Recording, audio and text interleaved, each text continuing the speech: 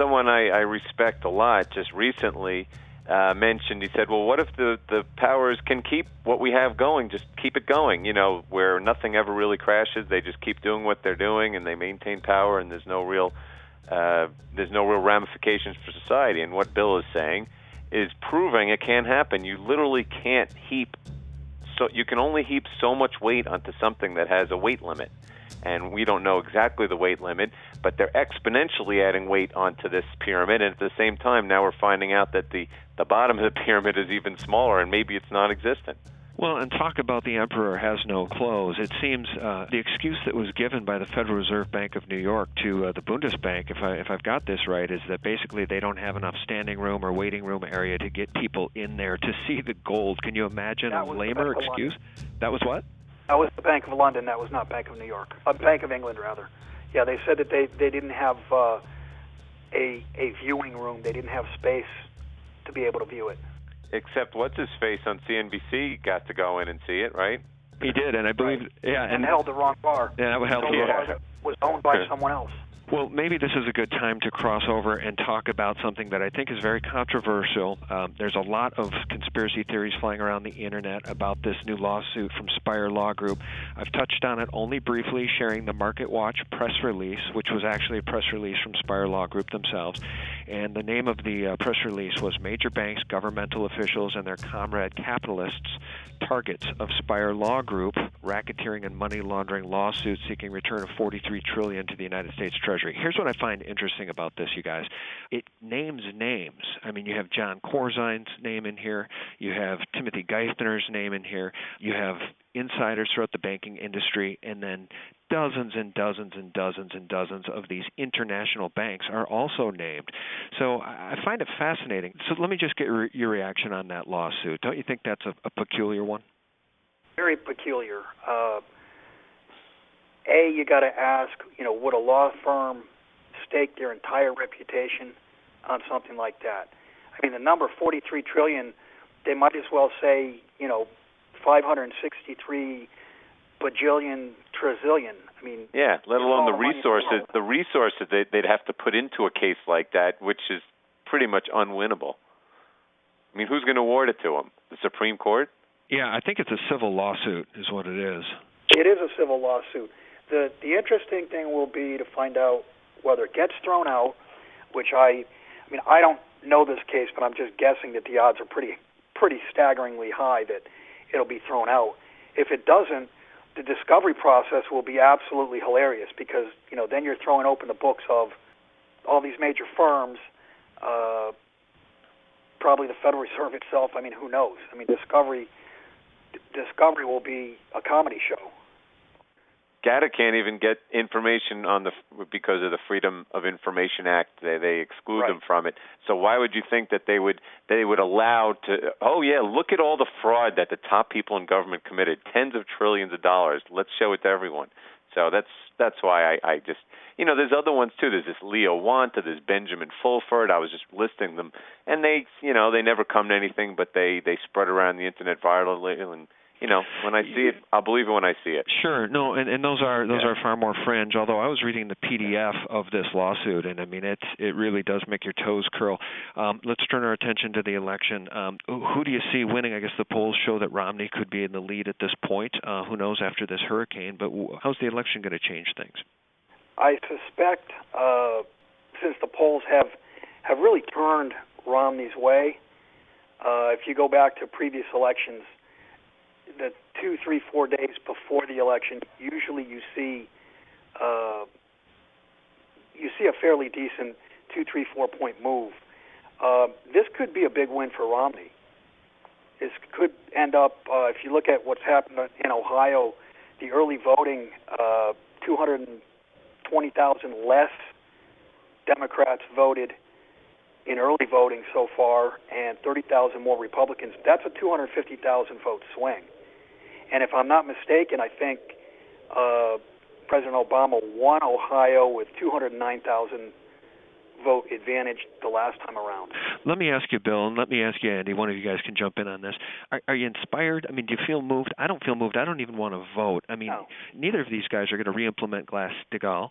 Neither of these guys are going to stop the bailouts or allow the criminal banks to fail the next time one needs to fail. It just doesn't seem like anything's going to change. I mean, maybe with one or the other we get another war, but nothing will change. I can't get excited about it. Change. I mean, it's carved in stone.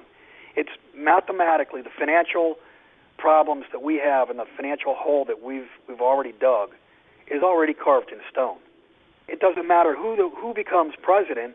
The debt is unsustainable. The debt is unpayable, and they have to massively devalue the dollar. That's no matter who is president. I mean, Barack Obama is a banker puppet. I mean, he had all the banker money last time around, and in the 4 years he's been there, the bankers have done well, and everyone else has done poorly. And Mitt Romney is an actual banker. Yeah, and Mitt Romney's an actual banker, so he doesn't need a middleman.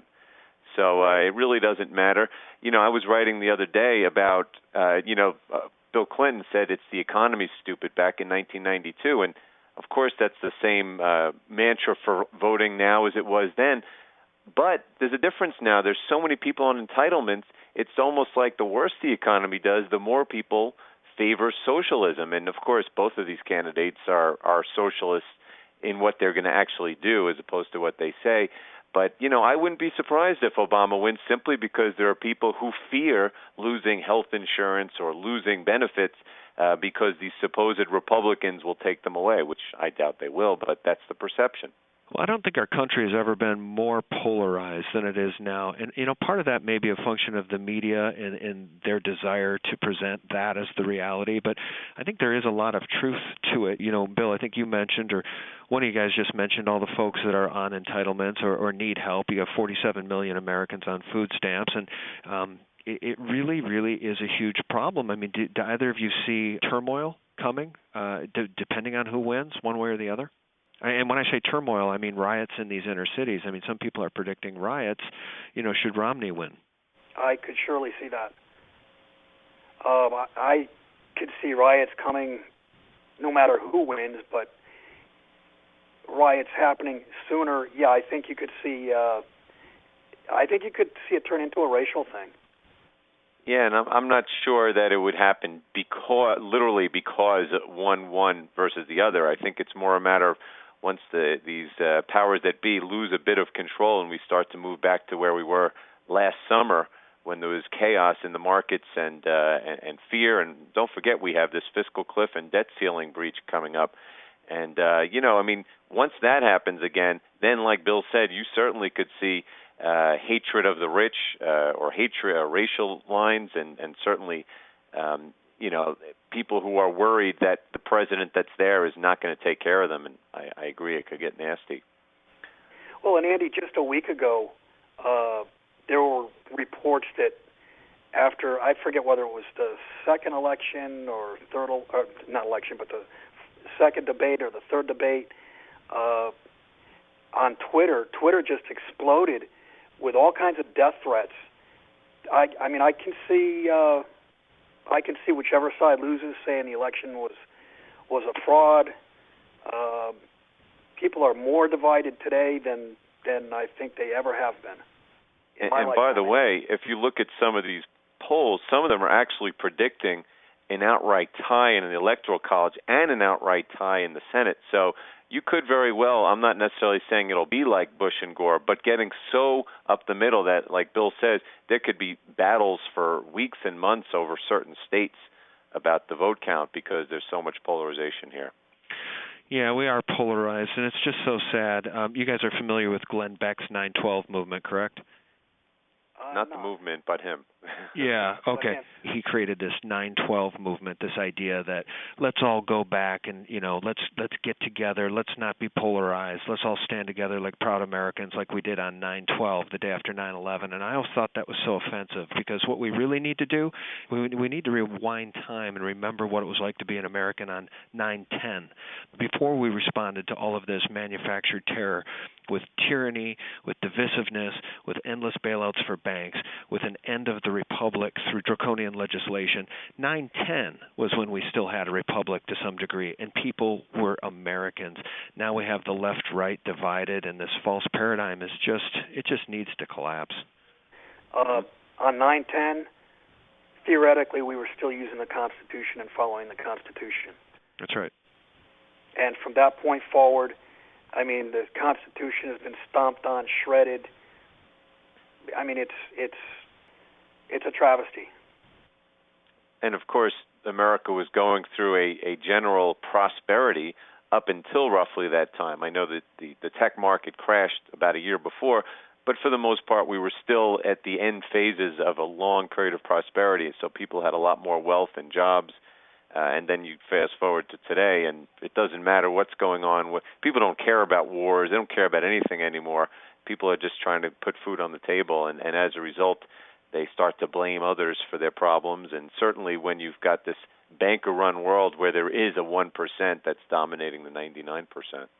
Well, guys, I mean, I know we've beaten this thing to death for quite a few years here, but clearly the folks that were getting in on gold at $260 an ounce back in 2001 have done better than just about anybody else in these financial markets, maybe with the exception of Apple shareholders. And the same is true with those who bought physical silver. Where do you stand on the markets as it relates to buying physical gold and or physical silver right now at these prices? I would say buy as much as you can possibly buy of both silver and gold. Get as much out of fiat as you can. Keep enough for 6 months to pay your bills, and sit back, because you're purchasing wealth. And I just finished a piece called "Buy Low, Buy High, Sell Never," because I'm trying to get people to realize this is money. You are getting rid of something that is simply fiat currency for money, and it really doesn't matter what price you pay for it, because ultimately everyone is going to view their wealth in terms of ounces, not dollars. It's all about counting ounces. Absolutely. Well, you guys are writing every day, and your articles appear over at milesfranklin.com. I also post them at SGT Report. Do you guys want to tell folks how to sign up for the free newsletter over there? Sure. Just go up to our homepage, milesfranklin.com, and there's a line there. You just put in your email, and you can subscribe to. Actually, we have 2 daily newsletters, myself and David Scheckman, and Bill writes essentially every day now at different times of day. You never know when it's coming. Well, they're always fun reads. They really, truly are, and we appreciate what you guys are doing, and thank you for your time. So, ladies and gentlemen, that's Andy Hoffman and Bill Holter from milesfranklin.com. Gentlemen, thanks again. Thanks, Sean. Thank you. Enjoyed it. Okay, we'll talk to you soon. Bye. All right. Take care. Well, that does it, guys. My thanks to Bill Holter and Andy Hoffman for their time, and my thanks to all of you for tuning in. Good night.